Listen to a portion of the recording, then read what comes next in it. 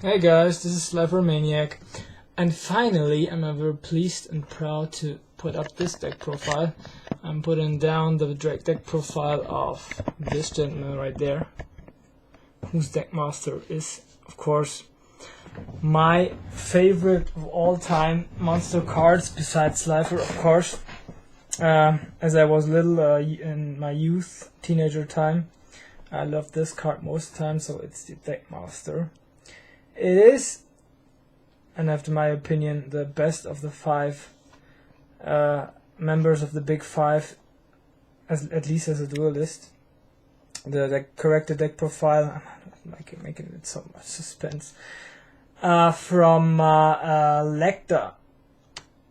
And of course, as I already mentioned, Jinzo was his deck master.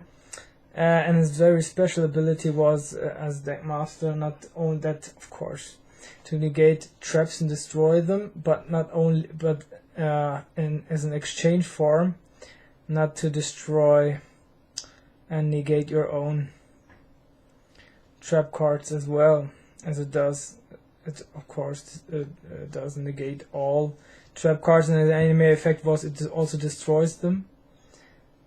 And like I already said and revealed, it has, as a deck master, the ability to spare your own trap cards, so that it affects only the very ones of your opponents. Now, about Leicter is very, as I said, a very good, skillful duelist in comparison to all the other members of the big five. And for example, in direct comparison to Johnson, he's a whole nother level of strategic and tactic wise.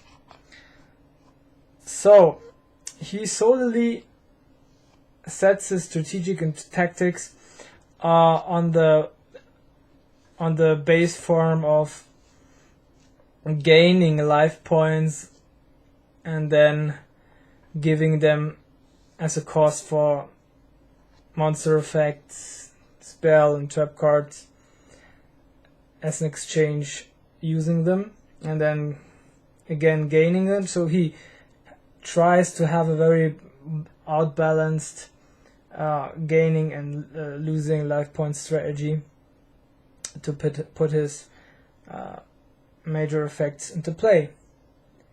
As well as that, he has a very unusual other tactics, because he mainly focuses on female type monster cards, and as I will be in the majority of his deck monsters, they are just female monster types, which is very, we may say, particular and peculiar as well, since the only duelists who are using these kind of female monster cards are, as the word also already says, most of the time in the anime females, like Tia Gardner or Serenity Wheeler, or for example Mai Valentine. No, but he is a male who uses many female monsters as well, and now we go up to them. Many cards, of course, are on. Sorry, I'm using many cards, but few cards, of course, are anime exclusive, which I try to exchange cards for, which have similar effects. Yeah. And of course, cards also I add into this deck that are appropriate or to close the gaps, which are then developing themselves by time, as you couldn't see that much of monsters which he played. I mean, it was a couple of them, but still not enough in order to make a full time duelist deck. except for the option of filling it up by doubling or tripling the monster cards, and that's one method I didn't want to use. I'm using it also sometimes, but yeah, as I found the deck list in the internet which referred that he had other cards as well, I was quite satisfied. So yeah, first of all, I put in there the Air Knight Pashard, of course, besides Jinzo. Air Knight Pashard has the effect when this card attacks with an attack higher than the defense of your opponent's defense position monster, inflict the difference of battle damage to your opponent's life points. When this card inflicts battle damage to your opponent's life points, draw one card from your deck. So it says a piercing possibility, but you have to put one tribute by 1900 attack, so it's not that quite strong, but still, as it has also that draw engine, it's not that bad. So yeah, put it in there. Then, as I mentioned, DD Warrior Lady. I didn't mention it especially, but I was calling it out as I was talking about female character monsters. Of course, the effect of DD Warrior Lady isn't that bad. If it battles with another monster, you can banish both of them after damage calculation. And if it, for example, battles with a monster that's stronger than herself, then yeah, you have it's in mechanics in order to get rid of the stronger opponent monster of the opponent. Then Kanan the Sword Mistress, one vanilla monster, but iconic as well. And I think these two were also in the deck list in the internet. Then one card which he played out in the anime, the Unhappy Maiden.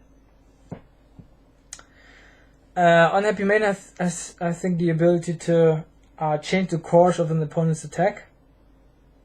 No, sorry, that's not that. It's the Dream Sprite I'm talking about. This card is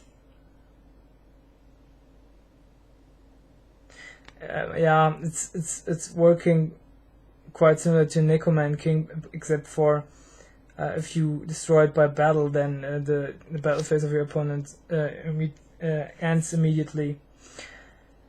And one card which is very central to this deck is Injection Fairy Lily, and I think I have even 2 times in there, maybe. No, just 1 time. Okay, but still, this is very central. Sorry, I put it another time in there.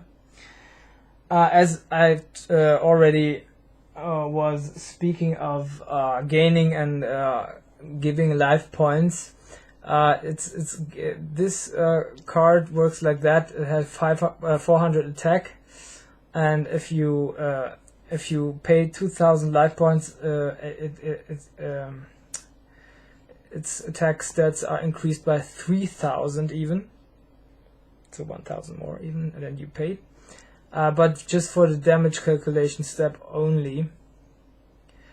And so, if you do it in your battle phase, for example, then in the enemy or opponent attacks you, then you can use it another time, but you have to pay then every time 2,000 life points. So yeah, it's very costly. It's very costly and expensive, and as a result of that, you might conclude that you have to have many cards which are give you the ability to gain life points, so that you're not losing all-time life points and bring you on the brink of extinction in terms of a duel. Yeah, so I have other cards which he on the one side played out, but others which he didn't play out on the other side. But increasing your life points dramatically so that you can afford such engines to put into play. Now, next one, Hyros Shadow Sphere. Now this card is very interesting since it's an you might say a bit of an cunning effect, since you're playing this card face down defense and it's a flip effect, and you might not expect such an technique to come into play. So it's works like that. You have your opponent has to draw 3 cards. Everyone will think now, oh, that's very cunning, but no, that's not all. All spell cards among it are discarded, and you have to show it. Your opponent has to show it to you. So you could even have a blink onto a strategy, or might put sceneries into your mind which your opponent could perhaps play this or that engine. Yeah, and so it's not that bad of an effect. Then further on, he had also, which I almost completely forgot to mention, as he was member of the Big Five and of course a worker, employee of the Kaiba Corporation before, he had many machine type monsters. So of course Jinzo is the deck master, but I have put also in there a assault core, which has of course the onion effect. You can equip it to a monster, and then your monster can increases its attack stats. Then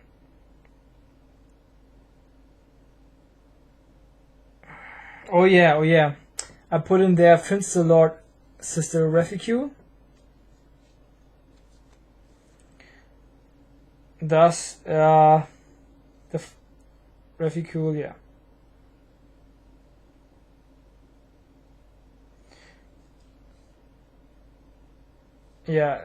thus he this card works with gaining life points, but life points of your opponent, and if he or she gains life points, then you can instead of his method or possibility to gain life points, he or she gets damage instead of gaining life points. So yeah, it's of course a technique which I myself had an idea to put into effect as leicter. Was just playing with the possibility and option of gaining your increasing your own life points, but yeah, so you can also damage your opponent as well. Of course, another Jinso I put in there.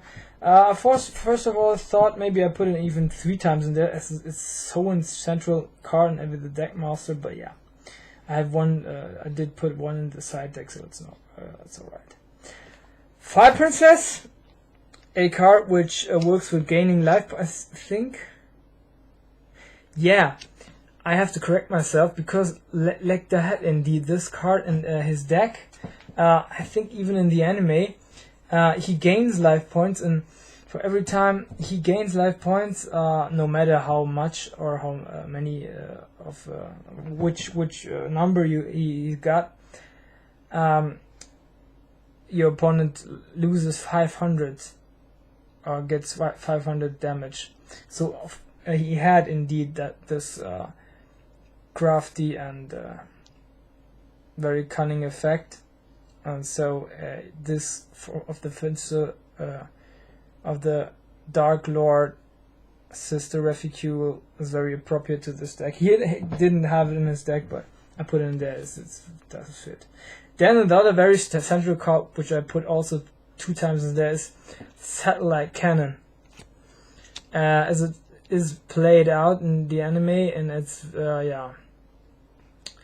refers of course to the machines of the Kaiba Corporation, and it's very central, and he almost succeeded by beating Seto Kaiba he was dueling against with this card, but at the end, of course, Seto Kaiba did put pressure to Leicter by his Blue Eyes White Dragon. and at the end succeeded beating off the satellite cannon.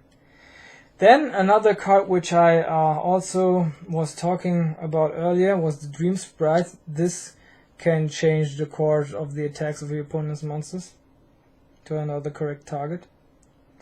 Yeah, so he added this card also in the anime. It might come in handy. Then I put also in there the Shining Angel,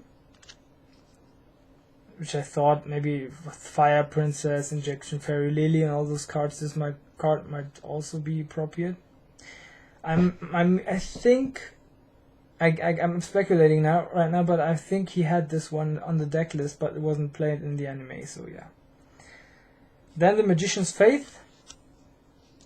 Guys, I'm not sure about that one. I think I already now also just adopting, since in the Big Five duel against Joey and United, duel against Joey and Yugi, one of those Big Five characters possessed the Magicians of Faith in order to gain the legendary Ocean back. I'm not sure, maybe it was even Nesbit or Crump, but yeah, I thought, as I already said, that he had this many girls also in there. I thought it's very fitting, so I put it in there. Then Big Eye, a card which he did not have, but yeah, as he had Hyru's Shadow Scout, it would be very appropriate if he had a card like this with a very annoying, cunning engine. But you can change, of course, your 5 deck cards and put them into an order you want to have on top of them. And then Assault of the Throne Room, a card which is or has the effect that you can exchange a monster of your opponent and or control of the monster of an opponent and yourself. I think it's even necessary that that you choose this monster card and with another of your opponent's monsters. Then I put in the Absorbing Jar. Now he had Cyber Jar in the I think he had Cyber Jar. Yeah, I think he had Cyber Jar in his deck. I didn't find it now. I have it somewhere here. But imagine just he has also Cyber Jar, but also put in now Absorbing Jar in there, because I thought, okay, he has Cyber Jar and has such an effect. An Absorbing Jar works with destroying spell and trap cards, and each player can then all set magic and trap cards, and each player can then of course draw one card for each card that is destroyed by this effect. Yeah, and then last but not least, I put in there Half Shadow Warrior Lady. I don't know about the effect. Yeah, it's not that bad. If it battles with a light type monster, you can increase this monster's attack with 1,000. But for the damage stat only. Now these were his monster cards, as I already said. I thought, or I have Cyber Jar somewhere here, but yeah, I was lacking it right now. I was needing it, I think, maybe for another deck. So you think that he would have possessed it, as he played it indeed out in the anime. So now these were his monster cards. I will let, of course, the deck master on board, so you do not forget about it, because it's very central to his main strategy. Then, of course, 2 spell cards. Graceful Charity. I'm not certain. I think that he had this one. Then Burden of the Mighty. I don't know what it was called in English, but I thought it was Burden of the Mighty. It works very similar to one anime exclusive card, which was, I think, something with a digital clock on it, digital watch on it. It works very similar. I think it decreases the opponent's monster's attack stats by 100 per the level the current monster has. Yeah. A card with that, which I thought he might also, he had that block engine and the decreasing engine, so I put also deck blockade into it. Not special summoning, not special summoning monster. I put card destruction into it, which he hadn't had. Of course, this is a very typical Yugi card, but I thought might be fitting as he needs also a little bit of a draw engine besides graceful charity, of course. Also put in there as a staple Mystical Space Typhoon. And Card of Demise, which is a very typical Kaiba card. But he had he possessed Cyberjaw in his deck, so I thought this one would also be appropriate. Then, as I had the Throne Room Assault, and there I put also in there Brain Control, also a typical Yugi card, which you might imagine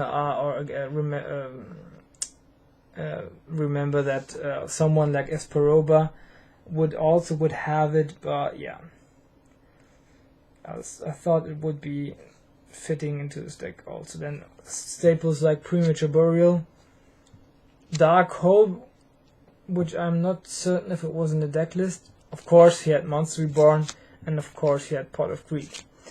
Then also some cards which he indeed played even out. One of it was Civic's Blessing.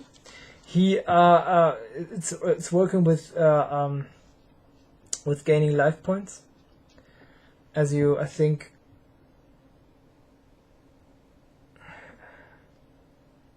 if you attack your opponent directly, and you can gain the life points that he just lost. A card which doesn't make any sense in this deck, but he was showed in the center, was Spring of Rebirth. Then I also put in there the card of the Last Will. Yeah, I think it was added in the deck list. And two cards which are very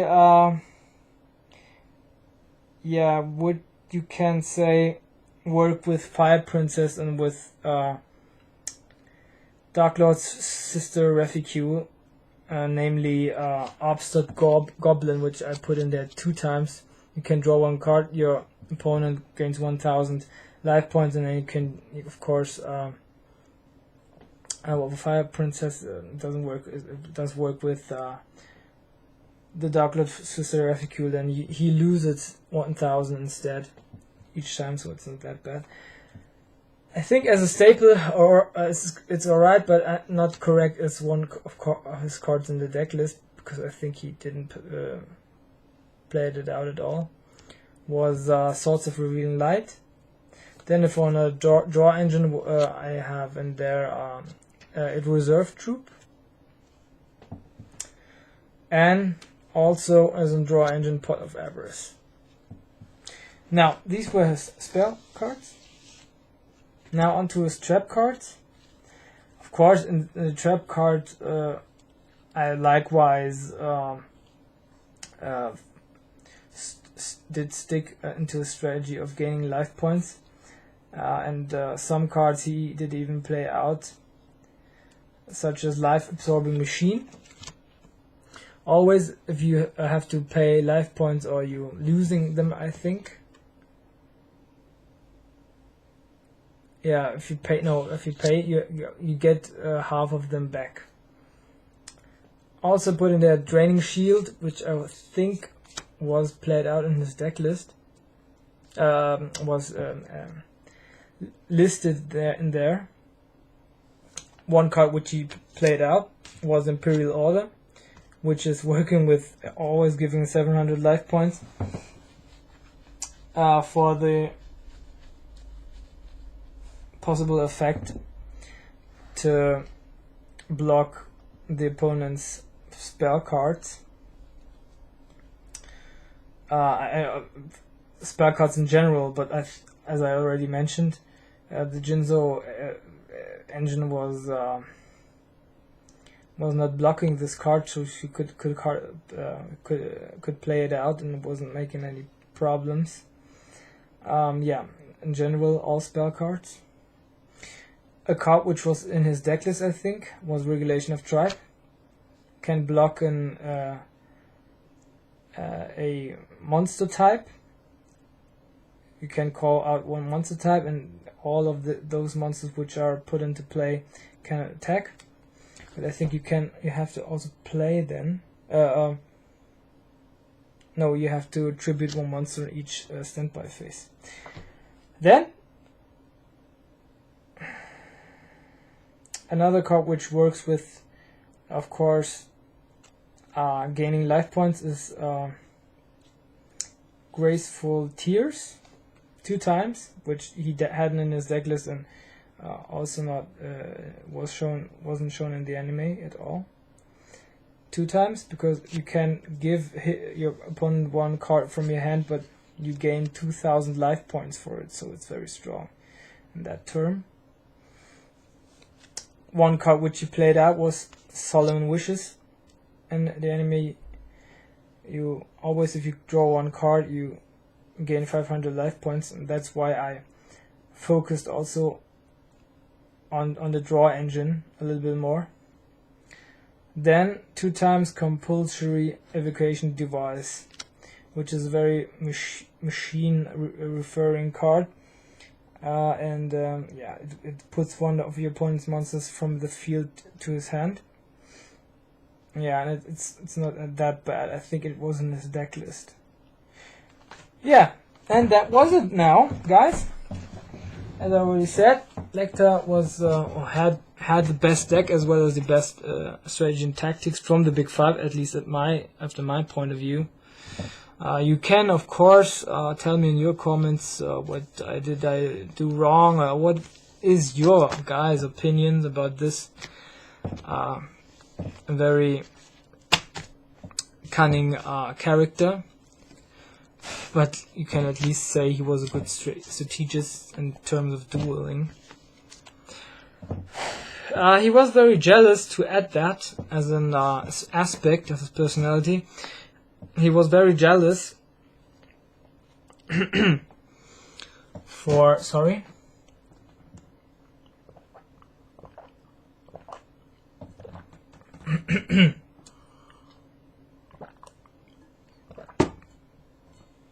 He was very jealous about Seto Kaiba, as he wanted to, of course, gain the control over the Kaiba corporation and lead it. But Seto Kaiba was the very one leading it, which even at the time Gozaburo had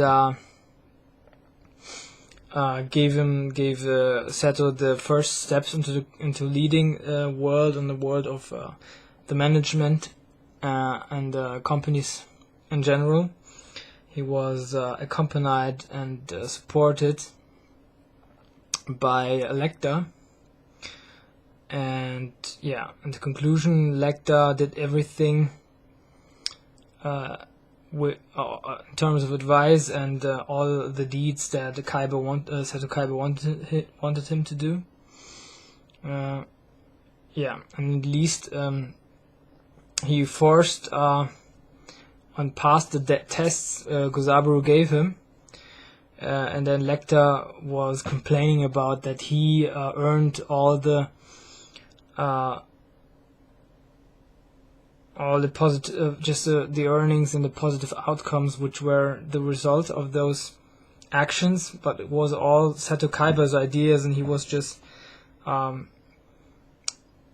putting his ideas into action, so he just worked as an employee for him, not more, not fewer. And that's a controversial confrontation, and which they had in a debate, you might say, during the duel. Yeah. So you can of course choose for yourself which way is the right way, and which of these two duelists has the right to complain or to proclaim to be the leader and the rightfully leader of the kaiba corporation. To make a long story short, guys, this was it for this day, and yeah, I hope you guys enjoyed it, and hit the like and subscribe button, and of course stay tuned for more content. Also, we are almost there, and that arc is finished. I have another thing to say, redemption, you might say. Why do I lack the fusion monsters all the time?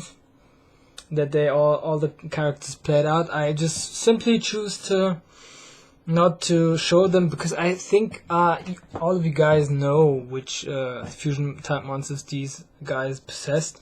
I think in this arc never one of those characters played any fusion monsters out except for Yugi. I think Chimera, the mystical beast. But in this arc there was no fusion monsters at all. And the other one, of course, it was Chimera, also in the Battle City saga, and the three-headed ultimate dragon. Oh, sorry, I have also correct. In this saga, one fusion monster maybe will be shown by me, because it's very central in the Big Five United deck, as they had the Big Five five-headed dragon in there. Yeah.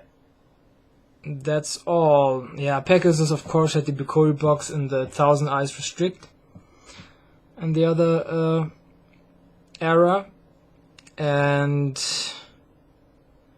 there are not that much of monsters, fusion type monsters. And for example, it's very essential in the GX era to put fusion monsters into play, since Jaden Yuki, of course, deck was solely based around that hero engine, with fusioning them together into his elemental fusion heroes. Yeah.